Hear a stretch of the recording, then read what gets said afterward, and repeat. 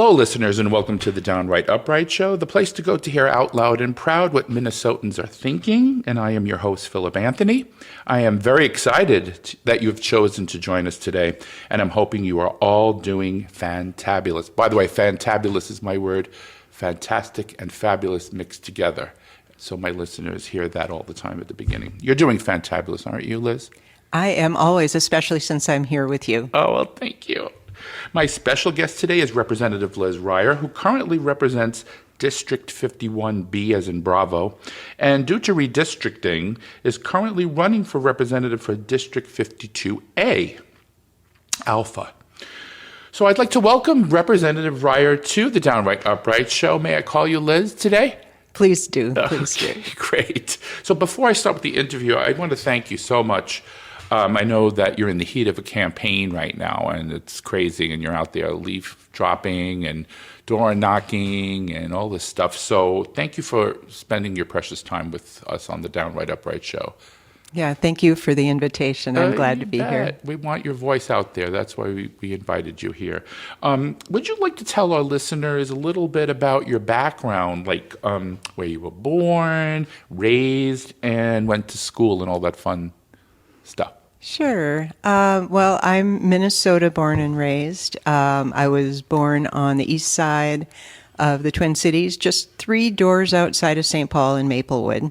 Oh. Grew up with my parents, my 2 older brothers. Went to high school in North St. Paul, where they now have a plaque of as a famous alumni, which is quite amazing to me. You have a plaque? That's what I'm told. With your name on it? I think so. I have to go see it. I know. Yes. Probably some sort of goofy picture. I doubt that. Were you the oldest of the 3, or no? middle? I'm the baby. The baby. Yes. I love the baby. The long-awaited daughter. Yeah, that's right. After 2 boys. Yeah. Yeah. Okay, and so you grew up in Maplewood. You were Yep. born and raised in Maplewood, right? Mm-hmm. Yep. And then you went to school where for high school and college? Yeah, I went to North High in North St. Paul, and then my first college experience was at Augsburg. I went there for 3 years. Realized I had no idea at all why I was in college or what I was going to do. And so So it was a liberal arts program that you were in at the time. Okay. Yep, and I had landed on urban planning as a major. Oh, okay. But didn't even really know, again, a why. So at that point, I dropped out. My boyfriend and I hitchhiked around the country. Oh, nice. Yeah, we went out to New York, then we hitchhiked down to Tennessee. In your Volkswagen van? No, just kidding. Yeah, on our thumbs. Purely on our thumbs. No, I'm thinking of this movie that I saw about that. Anyway. Yeah, and then across to Arizona. We stayed in Phoenix for a while. So it was really the 1977, kids out on the road type of tour. Wow. Yeah, it was a great experience. Met some of the most interesting people. Heard bagpipes played in a VW bus, which is... That's what, I even mentioned that. Yeah, exactly. It must be a psychic, a psycho, or one of those. Yeah. Did you? What did you end up majoring in? Did you just stick to liberal arts, or did you pick a major eventually down the road? Yeah, I when we came back here, I spent some years just living and working. I needed some time to get settled. I worked in bars and restaurants. I worked at the Artist Quarter, which was a really great blues and jazz club at the time in South Minneapolis. And I played music. I ended up going back to school as a music major, specializing in flute. But at the same time, started studying Chinese because I just loved the language, and it was too hard to teach myself.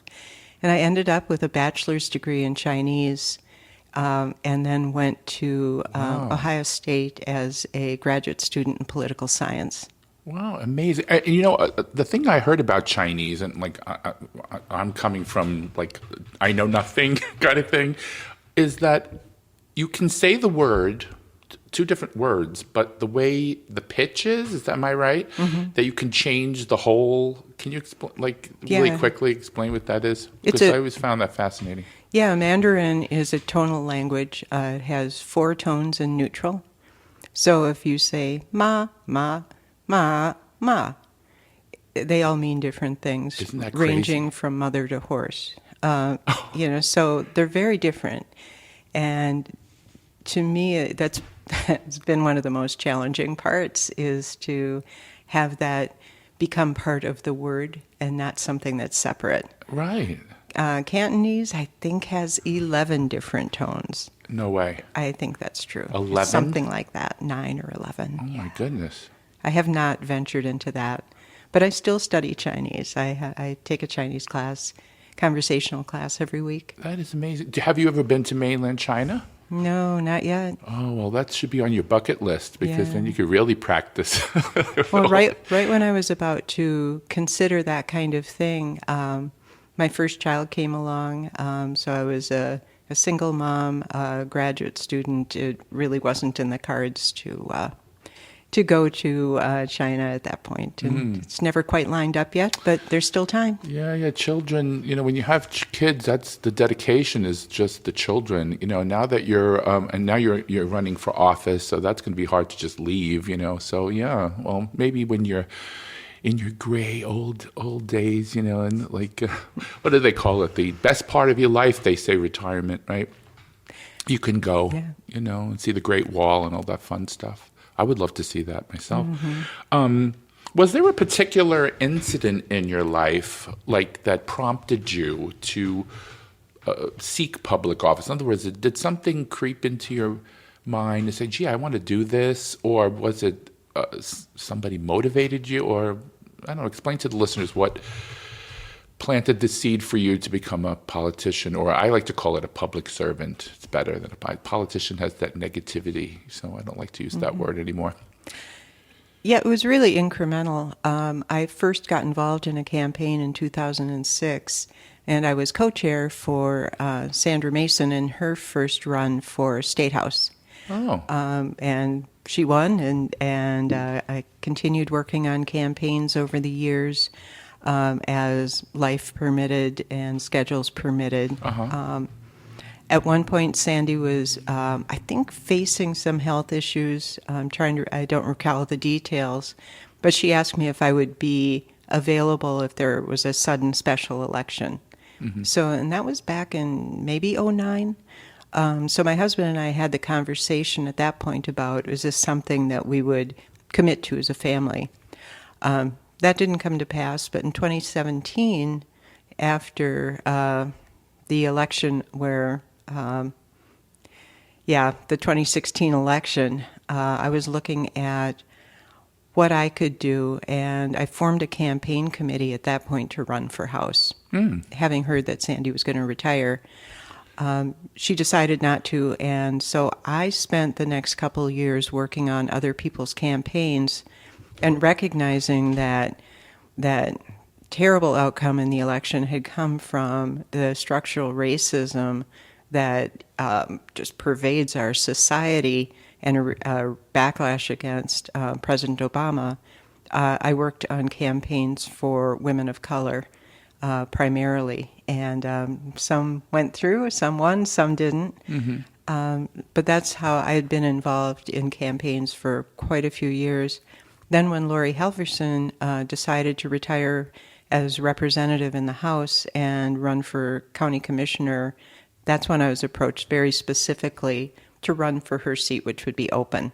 And that's how I ended up as representing the area where you live. Yeah, you were my representative, and you were great. And I think when I want to go back to what you said, because that really was important for the listeners to know.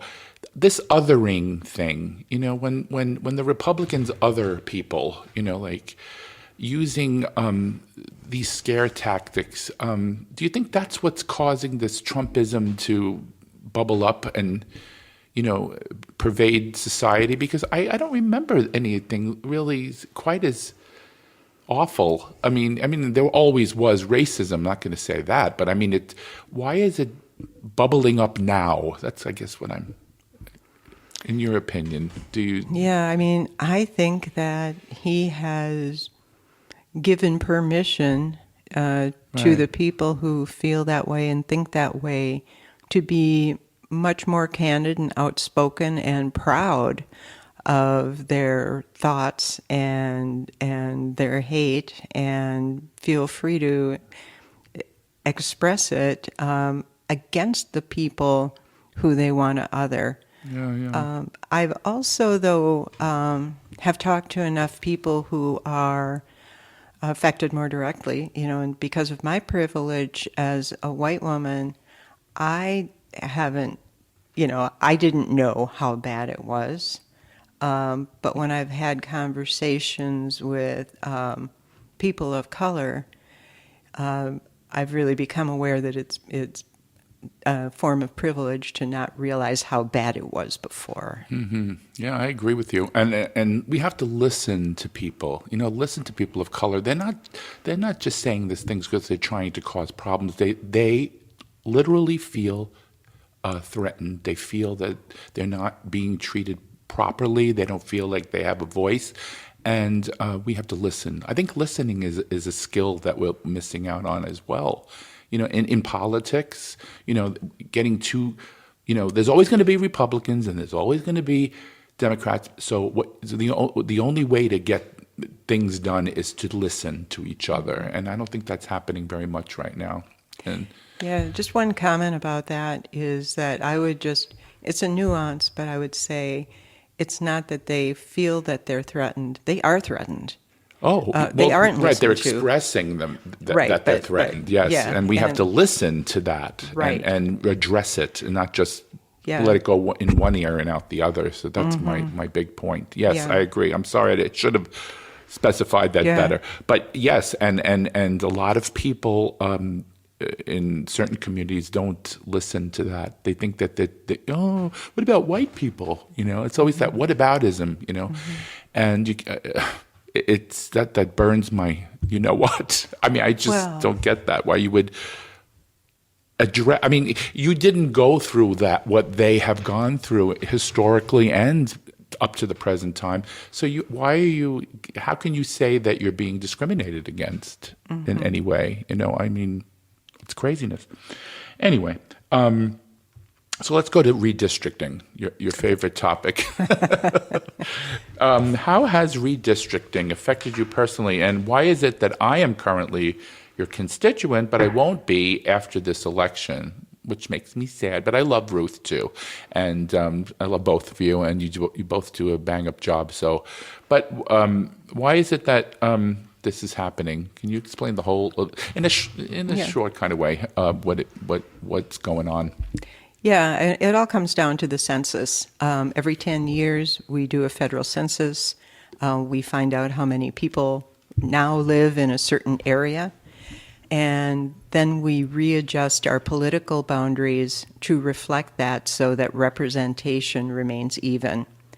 For example, in my district right now, the district I represent, 51B, I think there are 41,000 people, give or take. In the new district that I'll represent, and in the new district that you will live in, there'll be more like 43,000.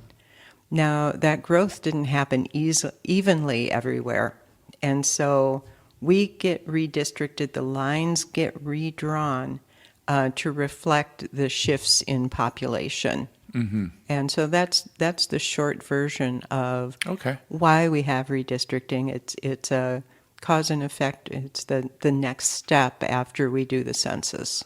But doesn't Minnesota do it a little more fairly than other states that actually the gerrymandering is very blatant and racist, basically, where they take, like, I think, I quote me if I'm wrong, I think it's Alabama or Mississippi, one of those states where they have one predominantly African American district, and they just lump them all together, and they draw really crazy lines, and they only have one representative in the whole state. In the meantime, they're like a huge percentage of the population of that state. Yeah, I mean, there's all sorts of terrible things that happen with drawing political boundaries all across the country, and it is a real form of structurally disenfranchising Yes. people based on their race, and assuming that will also reflect their political leanings. Yeah. Yeah. Yeah. Now, in Minnesota, the way we have done it in the past is the House draws up a map, the Senate draws up a map. We try to come to agreement, and then the Supreme Court steps in and does it. And that happened again this year. It was a little different because the census was delayed because of COVID. It just took longer to do the data collection, going to people house by house to get the information. And so while the House and the Senate were drawing up our maps, the courts were also doing theirs at the same time to be ready just in case we couldn't come to agreement. Mm-hmm. And I have to say, I was so impressed by the House process. The committee went all over the state, had outlines, had conversations with people about the place where they live and what makes sense to have lines, so that the districts in the state would really reflect the structure of communities. And I wasn't on the committee, but I listened to them and listened to some of the hearings. And it was really powerful to hear how much the voice of the people was included in thinking about what the districts could be. And I think Minnesota, out of most states anyway, I'm going to use, compare it to other states, is a lot more fair. Like what you just said, and Ruth Richardson also explained it, that you're getting okay, the House says this and the Senate draws that, and then if they don't agree, then the Supreme Court will, so it's not like complete control by Republicans, and they just cut it like this crazy mosaic. Yeah. And that's why we need to vote, because if we can keep control, we can have much fairer boundaries and districts in this state and keep it this way. Mm-hmm. So let's keep our fingers crossed that happens. One of the many reasons we all need to vote. Yeah. Oh, yeah. Amongst many others, like we'll get into. So I know that you and Representative Scott Dibble, who I admire from afar. I've never met him, but I've watched him speak and on YouTube and things like that, and I've read his platform, and I think he's an amazing man. So you and Representative Scott Dibble have introduced legislation protecting trans youth. Thank you for that, by the way. And the LGBT community is going to start getting hit hard with this new Supreme Court, so I'm really afraid of that. Can you tell our listeners a little about that legislation and what the layout is and what's going to happen if it passes? Yeah, I'm really proud of that bill, Tim, and I was really honored to be asked by Senator Dibble to be a co-author on it.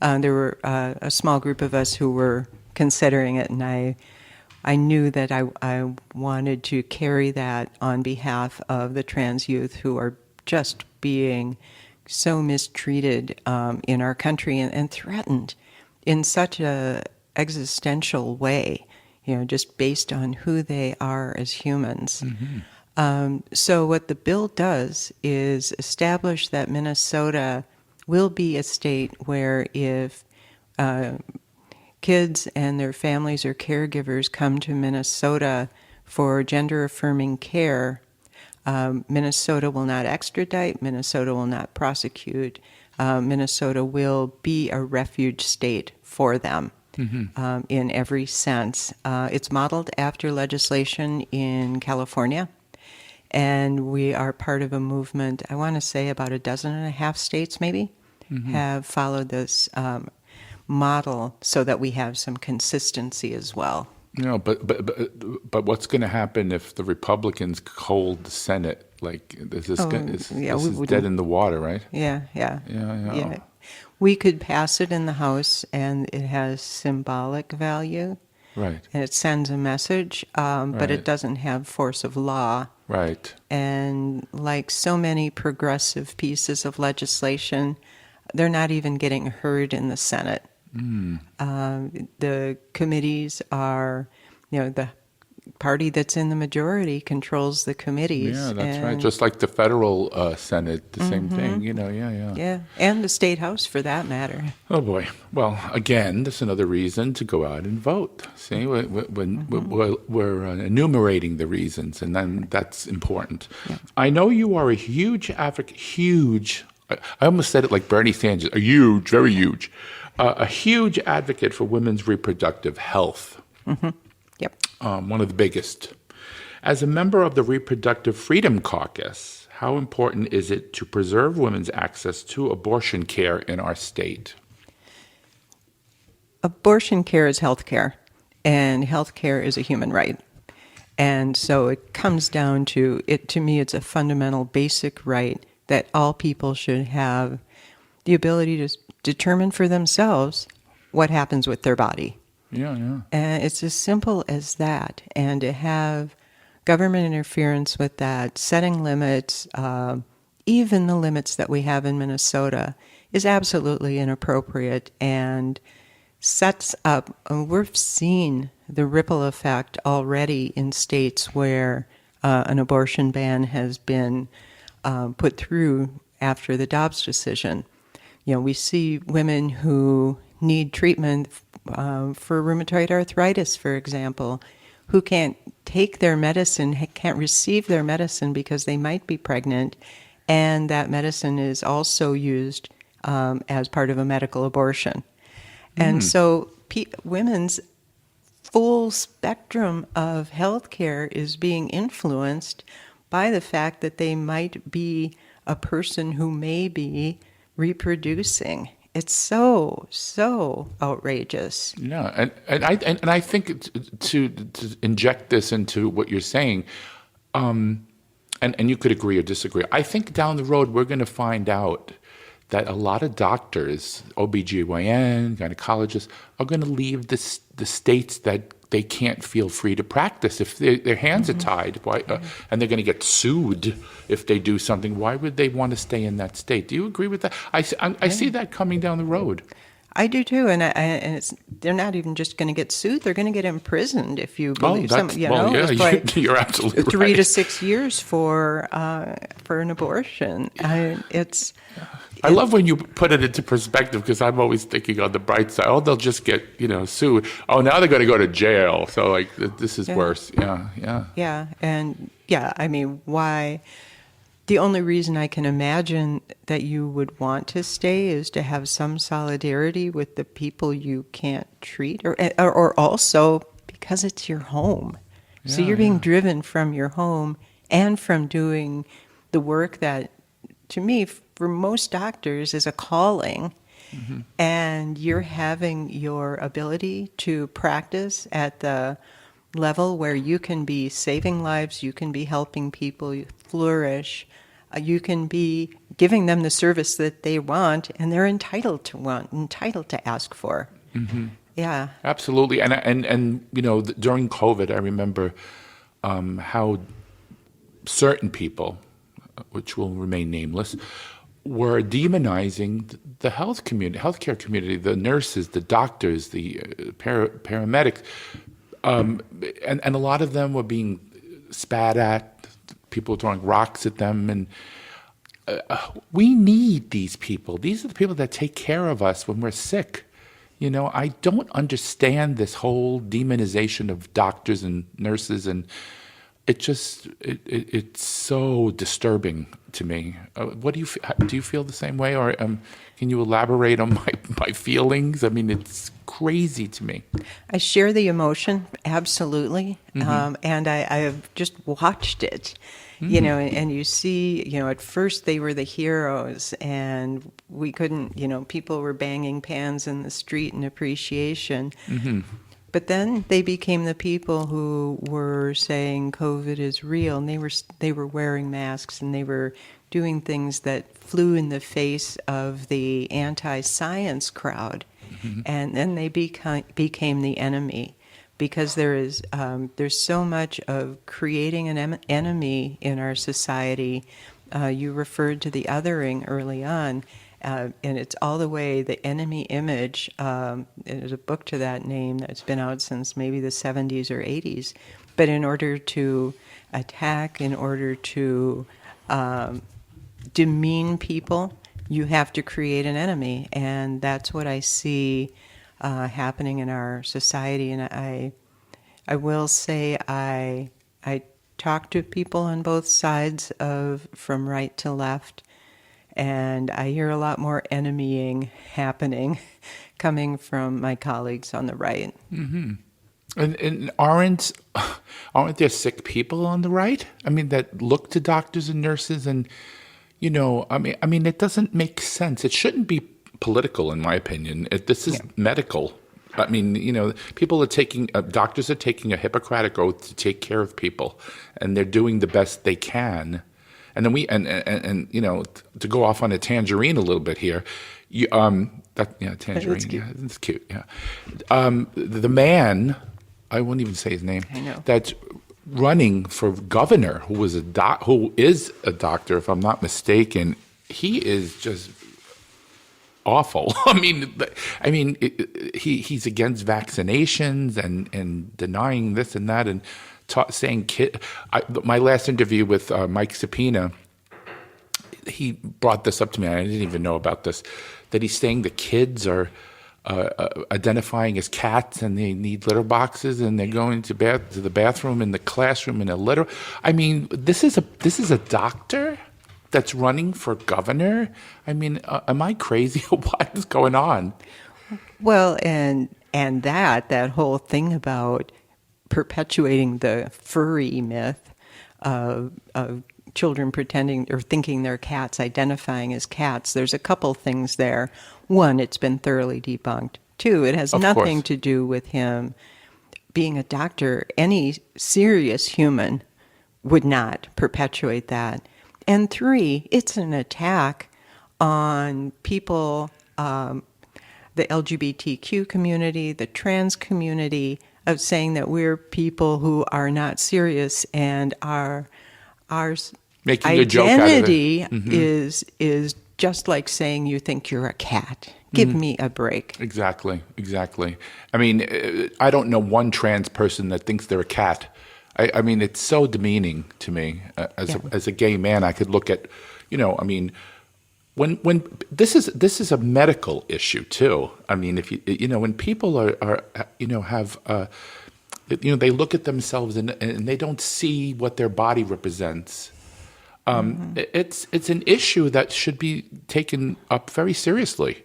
It's not a joke. Well, the level of depression and anxiety and the suicide rates are heartbreaking. It's terrible. And the violent attacks, especially on black trans women, is terrifying and outraging.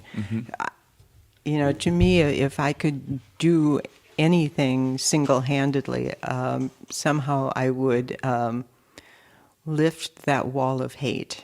And I don't know how you do that. To me, I've been trying to do it through trying to incite empathy with people who... That's the magic word, Liz, empathy. There's no empathy. People look at them as freaks, and like it's not normal, quote unquote. This is a condition that people feel, and like we were talking about listening before, how we have to listen to people. Nobody listens to them. They're talking. They're voicing their concerns. They're saying, "This is what I feel. I don't feel comfortable this way, and this is what I need." And instead of just going, "Okay, we'll address that concern," they're making a joke out of it. And especially this guy running for governor is making a joke out of it and comparing it to.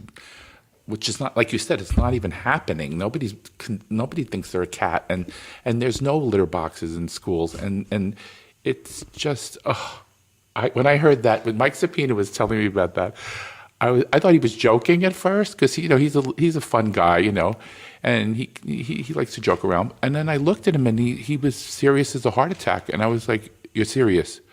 And then when I saw it on the news, I was gobsmacked. I couldn't believe it. I know, what a way for Minnesota to be showing up on CNN. Oh boy, my doing our goodness. state proud, wasn't he? Yeah, it was on national news and all that. We look like a bunch of nuts now because of him, you know. Anyway, let's move on from that gentleman. Here's another plug to get out and vote. Oh, yeah. Vote the whole ticket. Vote statewide. Everybody get out and Yeah, vote. from Governor Walz all the way down to city council to, State House. State House, everything. Yeah. Dog catcher, everything, Yeah. mayor. Judges. Judges, yeah, absolutely. As you know, healthcare in America is tied to a job. It's the only country in the world that I can think of where that's the case. What can we do, or what can you do, if elected in the future, to make sure federal funds can be allocated to expanding healthcare to all people in our state? In other words, if we can't do it federally, could we do state in the state? Yeah, we're working on the statewide solution of the Minnesota Health Plan, and I'm one of the House co-chairs of the Minnesota Health Plan Caucus, so-called. It is essentially universal health care using the Senator John Marty model. There's a book by the same name. You can get it free as a PDF, I think, if you just Google Minnesota Health Plan.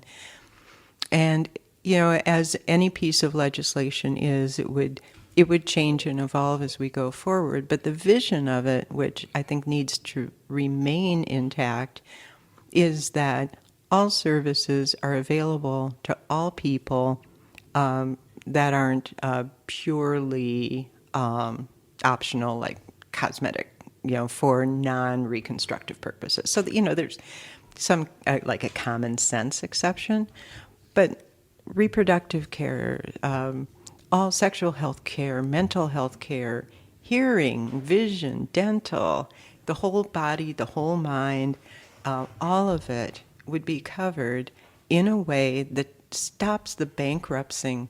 Yeah. I got your point. Believe me, I make a lot of my, I can't pronounce certain words that I have to do it 62 times. But it would stop the bankrupting of people, which incidentally happened to my mom after my dad died. I'm sorry to hear that. Yeah, she couldn't pay my father's Bills. final medical bills. Oh, geez. And ended up declaring bankruptcy. And to me, that's a bankrupt system. It's a system without a heart. So I've worked in the healthcare system for much of my career. I worked at Blue Cross for 12 years in research and in operations. And then as a consultant, I had as clients United Health Group, Aetna, Cigna, other Blues. And to me, I see the places where there is inefficiency just structured into it. Mm-hmm. You mentioned the employer-based system. That was a system that was designed back in World War II when there were wage freezes and employers wanted a way to attract workers, so they gave them the health benefits as something that they couldn't change the wages, but they could give them another value add. And it's grown into a system that creates tiers in practice of access to care. Someone like me, I've got a good employer-based system from a large company through my husband. Other people who are self-employed are out on the individual market or the small group market, and they're lucky to get something they can afford that has a huge thousands of dollars of deductible. Mm-hmm. And less access to care. Knocking doors, people talk to me about the trauma they're going through related to health care. Prescriptions that cost $500, $700, $1,000 to get filled, and what are they going to do about that? And so what can we do? I think we need to pass legislation that simplifies the healthcare system, removes barriers between and layers between individuals and the people who are providing their care. And, then you can say, we in fact have a healthcare system that's person-centered, provider-centered, and care-centered. Yes, wellness centered. Because isn't it right now the system that we have in this country is profit motivated? It's not. These companies are trying to make money. Wellness is not the goal anymore. I don't even know if it ever was, but before Obamacare was passed, and this is just appalling to me, you were able, an insurance company was able to drop you if they wanted to, right? If you were costing them way too much money, I mean, your health should be paramount. I don't understand why it's money and not health.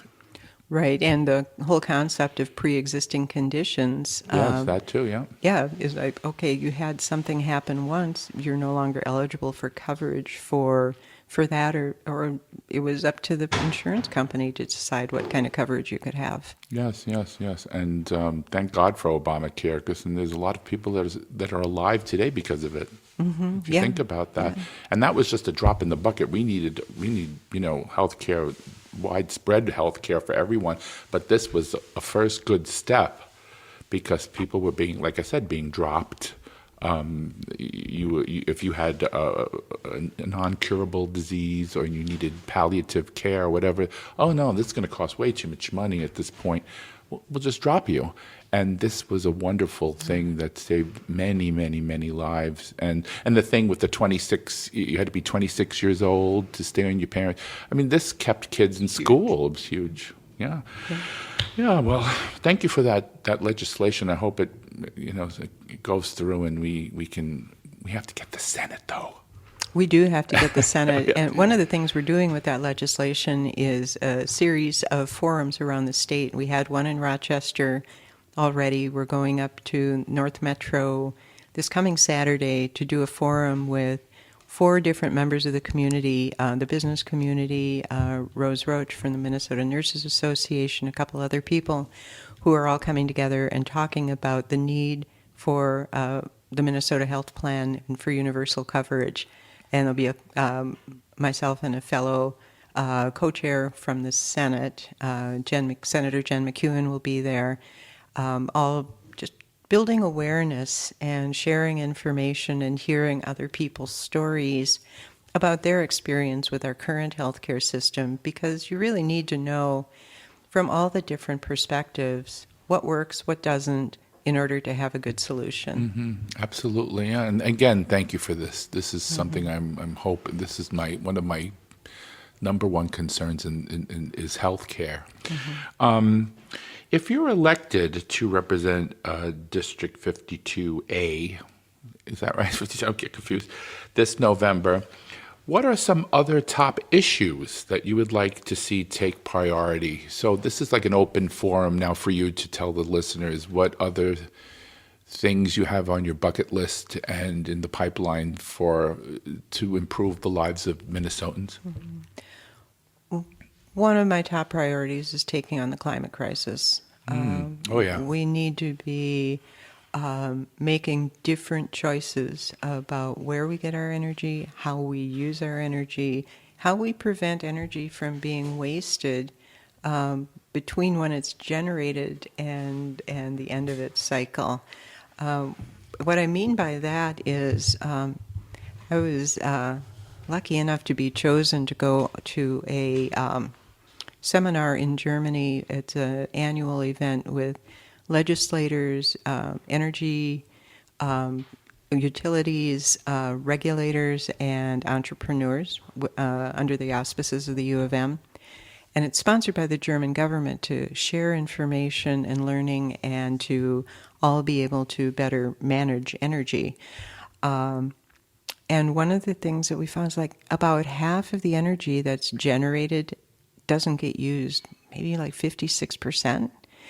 And so if you think about that, it's getting lost in the process of being generated, of being transmitted from generation through the transmission system to the use system. It's going out our windows, it's going out our doors, it's not getting used properly in industry. I mean, so there's all this waste that we could be recapturing and reusing. Just think about heat waste. Heat goes out smokestacks, just to simplify, that heat is energy. So how do you bring that heat back in and generate it through? It's thinking about being really innovative about all the different ways we can do those things. Moving into things like heat pumps for houses, breaking geothermal. Yeah, That's a wonderful one. Yeah, Iceland is, I think, 99% geothermal, isn't it? I don't know, but I wouldn't be surprised. They live in the right place for that. Yeah, they do. Yeah. Yeah. And Germany is doing a lot with. They ran into one of the same problems that we had here down in southwestern Minnesota, that they were generating energy from the wind turbines, but there wasn't room in the grid for it. In Germany, they're doing a couple of things. They're doing district heating, where they take that and they put it directly into heat water to heat buildings. They are converting it into green hydrogen for fueling things that cannot be electrified, like shipping and airplanes and certain factories. So they're looking at how do we take action, use this energy closer to the source, or how do we become able to move it around in a way that is net zero. And it was fascinating. There's so much we could be doing here. Absolutely. And I was very, very pleased that all of the different players in the system were there. It wasn't just people who believed in change. It was people who were going to have to put that change into action and regulate that action. And it comes back to having all of the parties' different viewpoints at the table to say, how do we solve a problem? We have all the stakeholders there. We have all the people who are affected, and make sure that we're all talking together so that we anticipate problems and solve them, anticipate risks and address them before we put a solution in place and then have it maybe not be as optimal as it could be. Yeah. I wonder if you heard this news report that was a couple of weeks ago when Hurricane Ian had hit Florida. There was one community, it was on the news, this fascinated me, that they use 100% solar energy. They had solar panels all over the place, and the thing was, on the right, they were saying, oh, well, they'll blow, the wind is going to pick them up and they're going to blow and they'll, be projectiles and be damaged. Not one solar panel. They were made so well. They were made for that community, for Florida. Not one left was broken, was picked up from the wind, destroyed by water, nothing. And the other places in Florida, as you know, they needed generators, they had no electricity, went out, and that was the only community in that hurricane where they had energy. They had lights, they had heat, air conditioning. They had everything like as if the storm didn't happen. And I was fascinated by that. I did not hear about that. Yes, I it have was to go on look that up. CNN, and forgive me for not remembering the name of the community, but if you Google it, you'll find the name, and it was fascinating. It was a report on CNN. I would encourage all the listeners to look at it, because solar is an amazing form of energy, and those panels are not. Don't listen to people. They say, oh, they crack and they break, and they don't work. Not true. Look at this. Through a whole hurricane, they're still there and they were intact. And these people had their lights. They had their food was kept well. Their air conditioning, everything. It was just mind-boggling to me. Well, and building solar panels is, just another economic opportunity for Minnesota. Mm-hmm. And it's an industry that is not location dependent. It could be outside of the metro. It could be in northwestern Minnesota. It could be southeastern Minnesota. They could be establishing factories to be making the equipment and the materials we need for wind and solar here in the state and creating good jobs. Mm-hmm. Absolutely. Jobs. Renewable energy is so important in this day and age. Look, today is October. Let me look at do you know what today's date is? October 11th. 11th. It is going to be 79 degrees in October. Mm-hmm. Now, how many times can you remember in your lifetime living in Minnesota, this late into October, it was 79 degrees? I don't know. Maybe you can. I don't know. I'm not good at remembering dates. So when I people forget my talk anniversary, about, so. yeah, me too. When people talk about climate change, this is a perfect example. So we need an all-in approach. Yeah. Wind, solar, geothermal, everything that is, to make us more, our planet more thrive in a better way than it is now. So my overarching vision for doing policy is that if we look at climate change and climate resiliency and climate adaptation on the one hand, and we look at racial inequity and injustice and structural racism on the other, and then we say we have to work on, let's make it up, housing policy.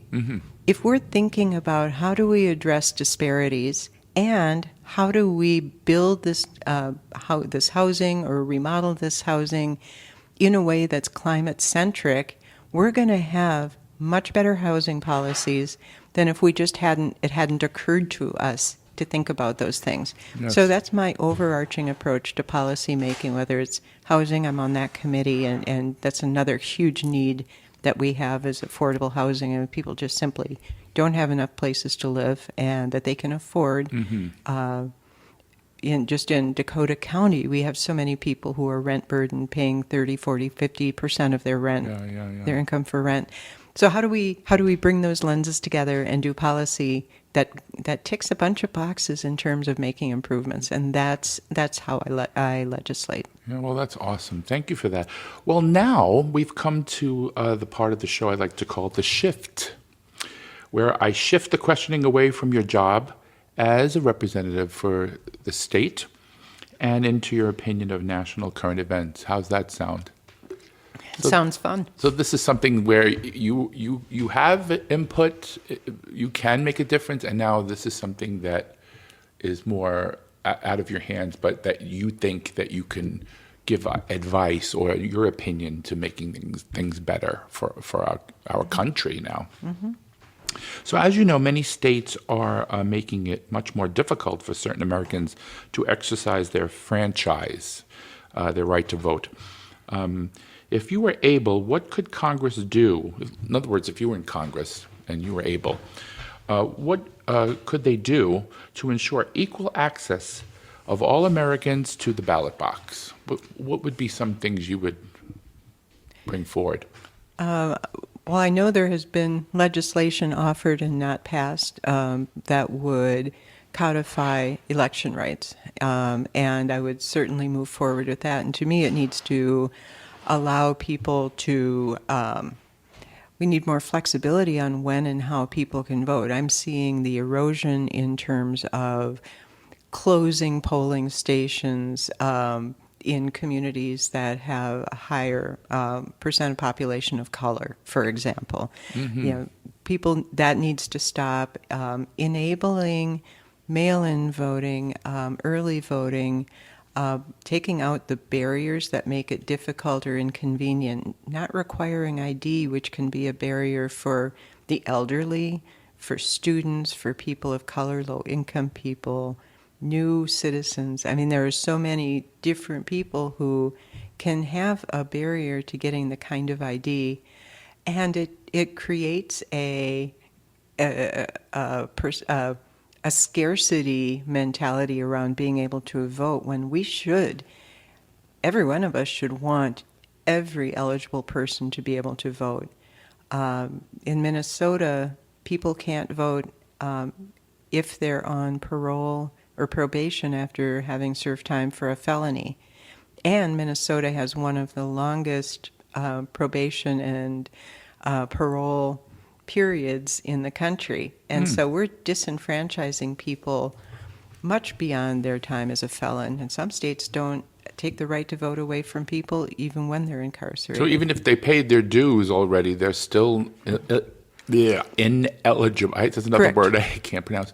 Ineligible to vote. Correct. Craziness. Yeah, so at a national level, looking at that, taking a look, and I have not studied the voting rights legislation that's out there now, but I would want to make sure that it was looking at all of the different ways that voting rights are interfered with, and putting into law what a fair, open, and honest election system looks like, and holding us to that standard.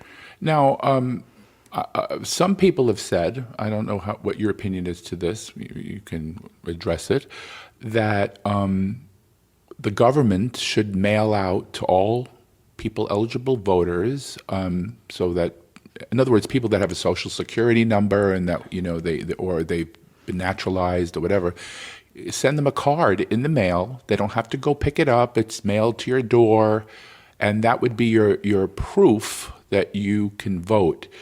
What do you think of that? Is that a happy medium between the one side saying you have to vote on election day only, and you can't, and then the other side where you just, they say that people are picking ballots out of, which is ridiculous. I've heard that one.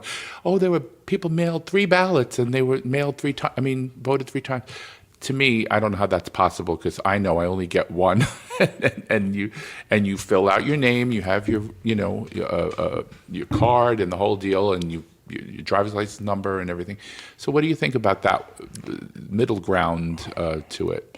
I mean, if that's your only ticket to vote, I don't favor it, because we've all had things lost in the mail. I don't think. Yeah, that was my concern too. Yeah. And some people fall through the cracks. You may not get your card for whatever. You may move. I don't think that's a very good idea. Well, that's no disrespect to the USPS, but I don't think that's a very good idea. I'm just playing. Sometimes I like to play devil's advocate, try to give 2 sides of the coin. But I hear you. I think if you rely on something like that and you move, or you, like you said, it gets lost in the mail, or it goes to somebody else's house, or whatever. Or it gets lost on my kitchen counter in the stack of other stuff. Yeah. But the other thing is that you do have to establish who you are when you register to vote. You think? With a driver's license or the last 4 digits of your social security number, it's not just that you go in and say your name and say, okay, you can vote. There are standards that are enforced. And so to me, let's just keep enforcing the standards that have been working very well, at least here in Minnesota, where we have virtually no issues with our vote. Mm-hmm. Because, they're saying, again, devil's advocate, that we can't trust the vote. People were taking ballots, and stuffing ballot boxes in. What are those drop boxes? I meant to say, and that's why they were removing them in red states, because they said they were stuffing them, putting extra ballots in there, and I don't know how you could do that. I know that there are applications for ballots being mailed to people, but that's not a ballot. That's an application for a ballot. So if you stuffed the box with an application, it wouldn't count. Yeah. So what leg do they have to stand on about this? None.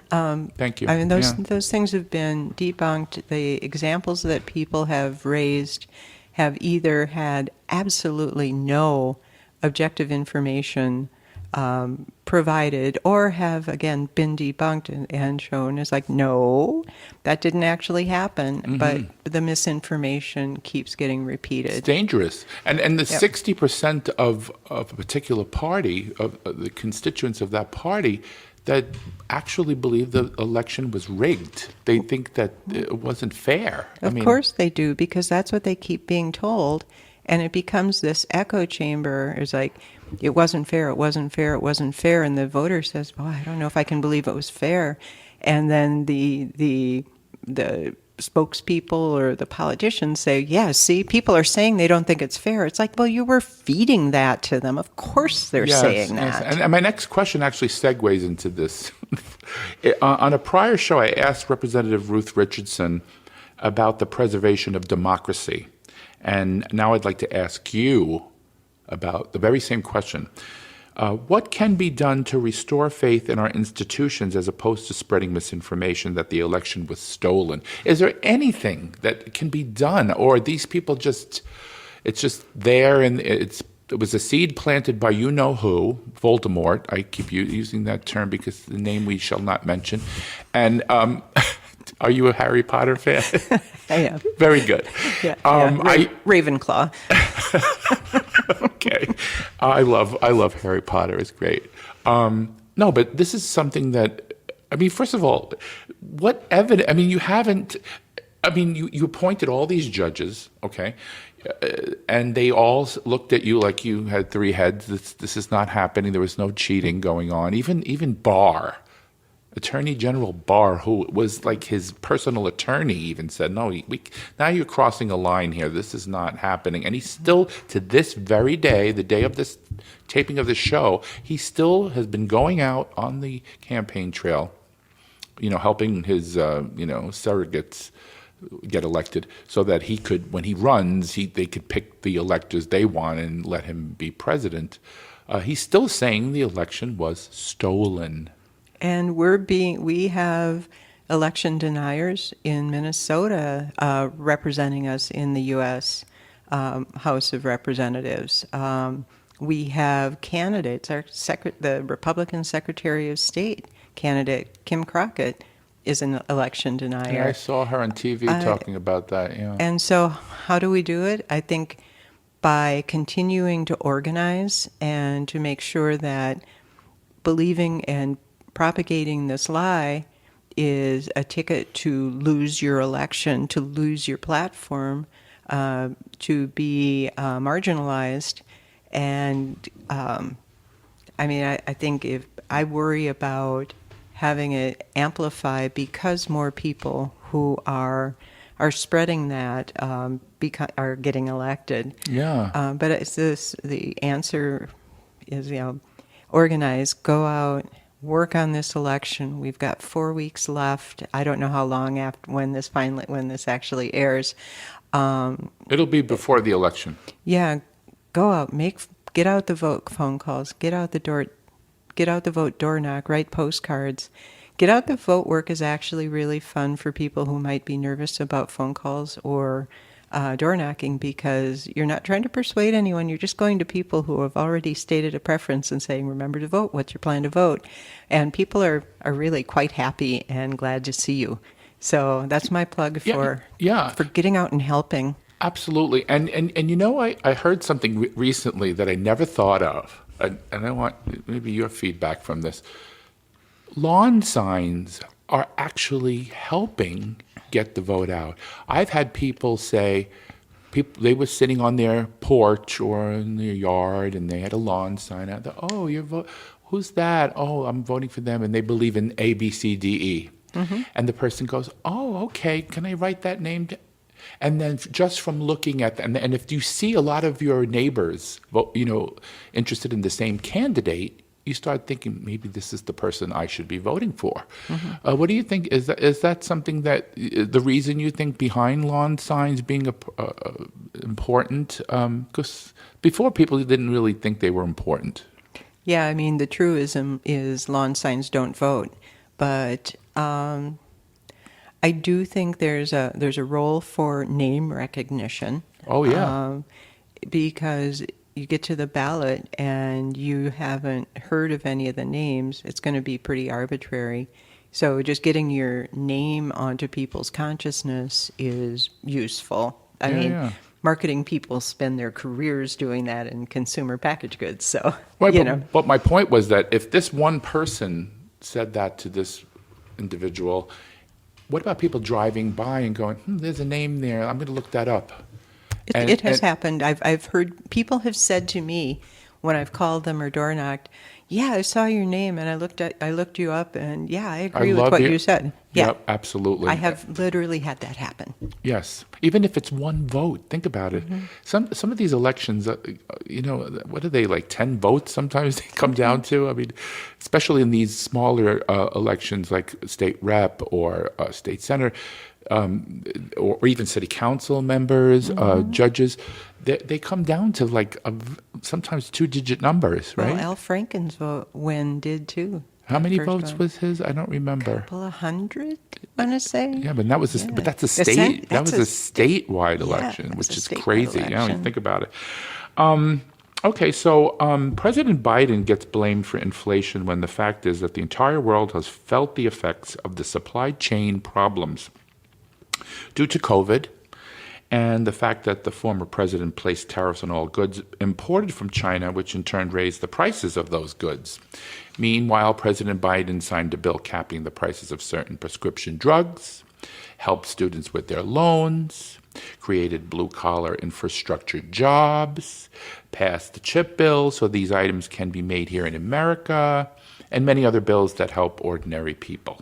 Why are Democrats not able to get that message out that they are truly the party of working class? What do you think is holding this up? Because I guess, when you talk about inflation, people just blame the party in power, but if they don't know why it's happening, right? But all of these things that I enumerated that he has signed, why isn't that penetrating certain people's idea of who they should vote for? You know what I mean? I do know what you mean. I think some of it is that the GOP has been very good at honing a few fear-driven messages. And I'll own this. It's very easy for Democrats to get into the nuance of policy. But I think the other thing is that it's the immediacy. Getting a job as a result of the infrastructure bill is great, and it's more remote than the price of a dozen eggs.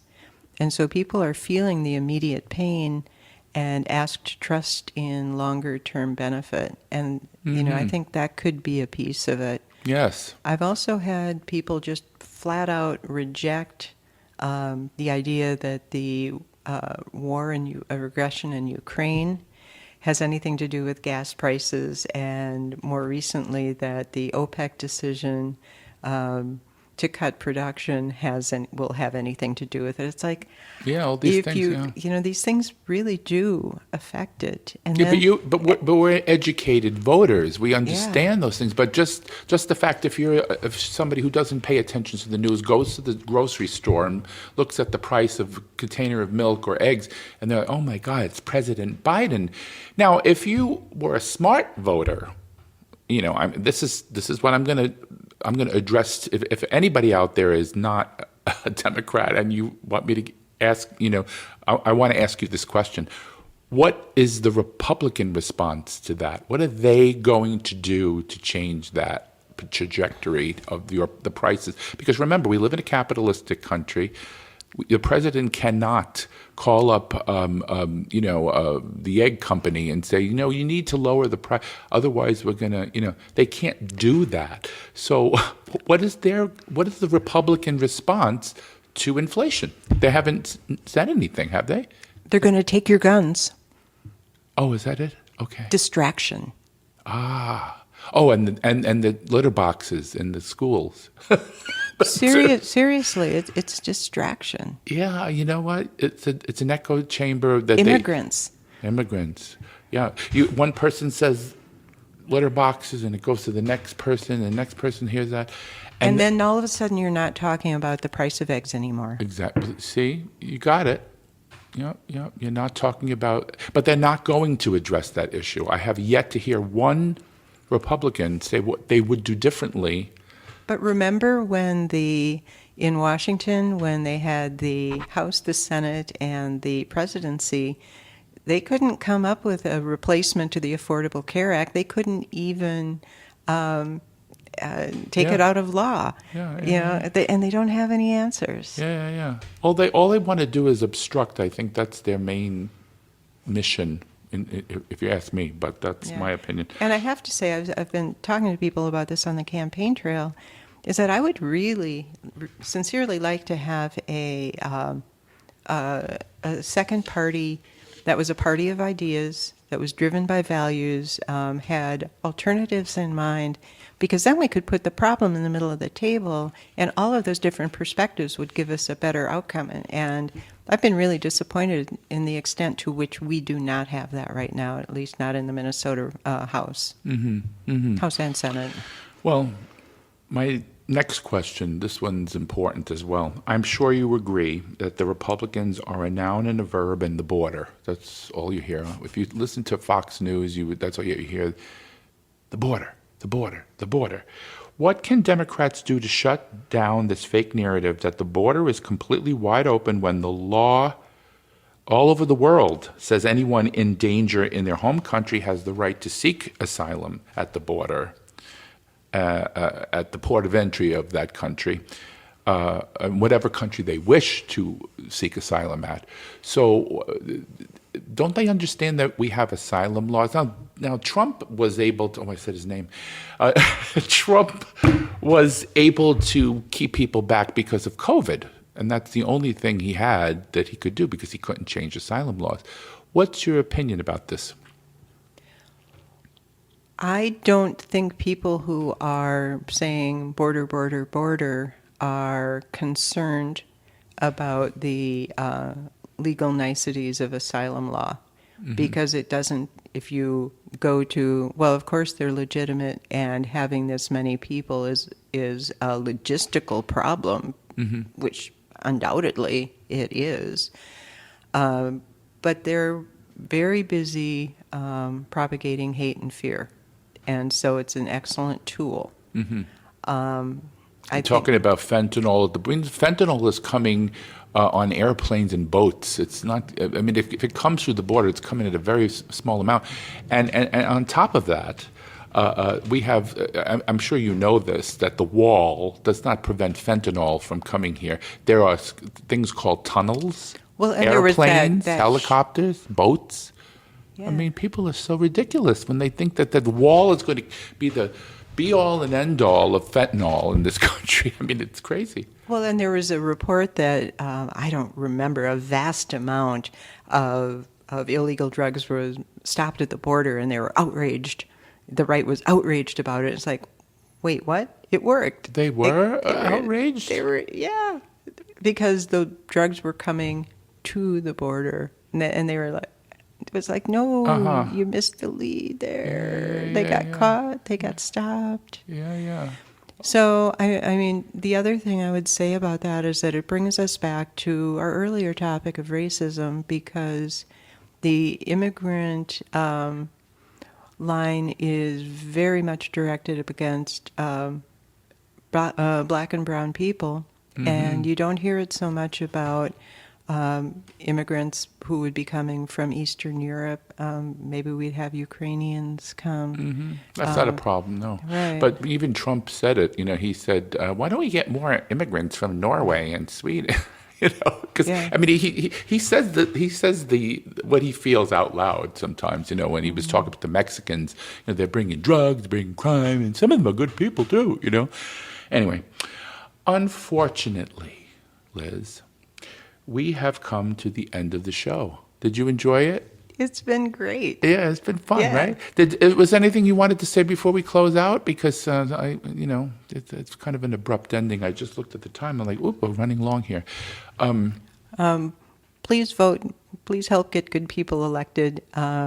Amen. And please join me in thanking Philip for this great podcast. Oh, thank you. I hope people do enjoy it, and I'm trying to do my public service. That's what I'm doing this for. So for more information about Representative Liz Reyer, you can follow her on Facebook. On Facebook at Reyer, L. Reyer 52A. So it's at LREYER 52A. Is that right? And on Twitter at Reyer for House. And she has a website. Wow. LizReyer.com. Right? Mm-hmm. Okay. Easy to remember. And it'll be posted on this next to the podcast as well. And I'd like to thank Representative Reyer for sharing her precious time with us on the Downright Upright Show. And I'd like to thank our listeners for spending time with us today.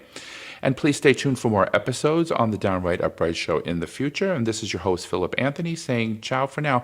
Thank you, Liz. Thank you. Bye-bye. Bye now.